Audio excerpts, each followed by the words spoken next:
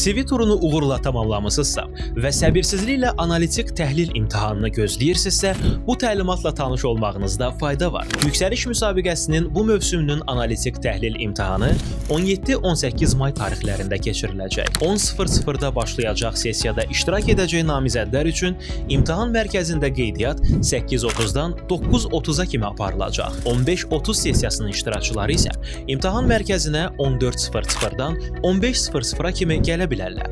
Xatırladaq ki, qeydiyyat üçün ayrılmış vaxtdan sonra imtahan məkanına yaxınlaşan namizədlər imtahana buraxılmayacaqlar. İmtahanın keçirilmə vaxtı və yeri ilə bağlı buraxılış vərəqəsi hər bir iştirakçının şəxsi kabinetində yerləşdirilir. Buraxılış vərəqəsini imtahandan öncə çap etmək və ya telefona yükləmək zəruridir.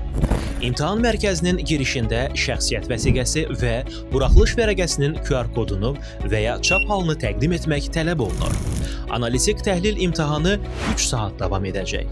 İmtahan verbal təhlil blokunda 35 dəqiqə ərzində 5 mətn üzrə hazırlanmış 25 sual, rəqəmsal təhlil blokunda 75 dəqiqə ərzində 25 sual və abstrakt təhlil blokunda isə 50 dəqiqə ərzində 25 sual olmaqla cəmi 75 sualdan ibarət olacaq.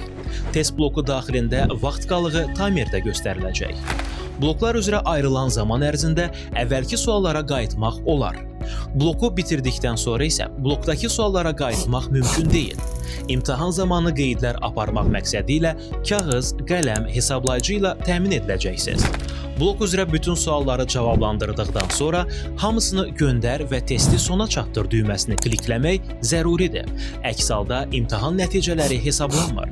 Ayrılan vaxt bitdikdə sistem avtomatik imtahanı sona çatdırır və tapşırıqlara geri qayıtmaq imkanı vermir. İmtahan sonlandıqda iştirakçılar doğru cavablandırdıqları sualların sayını və topladıqları xam balları qiymətlər bölməsində görə bilərlər.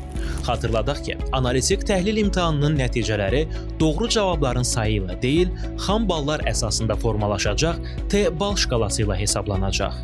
İmtahan bitəndən sonraki 5-7 iş günü ərzində iştirakçılara nəticələrlə bağlı müvafiq hesabat göndəriləcək. İmtahandan öncə şəxsi kabinetdə yerləşdirilmiş imtahan qaydaları ilə tanış olmağı unutmayın. Yüksəlişdə iştirak edən hər kəsə uğurlar.